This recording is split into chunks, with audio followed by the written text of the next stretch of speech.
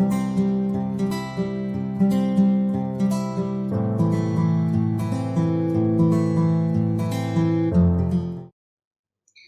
everyone, I am Anusha Obaid and this is the second lesson on factors of production. In our previous lesson, we have learned about the four factors of production, and those are land, labor, capital, and enterprise. In our today's lesson, we are going to talk about the mobility of these factors of production. So without any further delay, let's begin. When we are talking about the mobility of any of the factors of production, we will be considering the occupational mobility of the factor and the geographical mobility of the factor. Now, occupational mobility is the capability of being used for different purposes, whereas geographical mobility is the capability of being used in different locations. In our last class, we have learned that land in economics, when we are taking it as a factor of production, we mean not just the land, but also any other natural resources or raw materials that are used for the production. Geographical mobility of land. It varies on what exactly we are taking as the factor, whether we are talking about the surface or the raw materials. If we are talking about the surface on the land on which buildings are made, it is geographically immobile since we obviously cannot move one area of land to somewhere else. On the other hand, if we are talking about the raw materials or the natural resources, obviously we can transport them by vans or trucks. Geographical mobility of labor. The geographical mobility of labor depends on various factors such as the ones given here. Differences in price and availability of housing in different areas.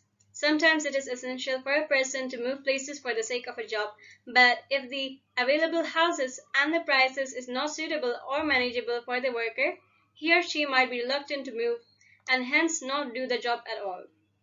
Lack of information about the available jobs. A person looking for a job may find it hard to find new available jobs, probably due to insufficient research on the job vacancies in his location.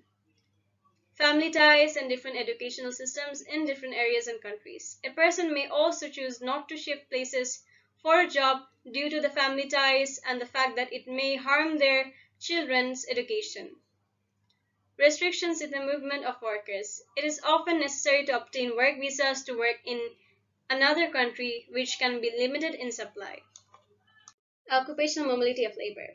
The occupational mobility of laborers is mainly dependent upon the work experience and the training that an individual worker may have. The more experienced or trained a person is, the more useful or the more promoted a person is likely to get. Geographical mobility of capital goods. This depends on what the capital good is. For example, if a delivery van can travel anywhere on land and so is considered to be geographically mobile. However, if we consider fishing rods, it can only be used in places where there are lakes or ponds or rivers and so is considered to be geographically immobile. Occupational mobility of capital goods. This again depends on what the capital good is. For example, a van that is being used to carry books can be bought and used by someone else to carry furniture, and so it is considered to be occupationally mobile. Mobility of enterprise. Enterprise is the most mobile factor of production. The skills and the experience that an entrepreneur gains can be applied in various industries. Furthermore, an entrepreneur who has been successful in starting a business in one country is also likely to be successful in another country, which is considered to be the geographical mobility of enterprise. That is all for today's video. Hope you all liked it. See you in the next video. Bye!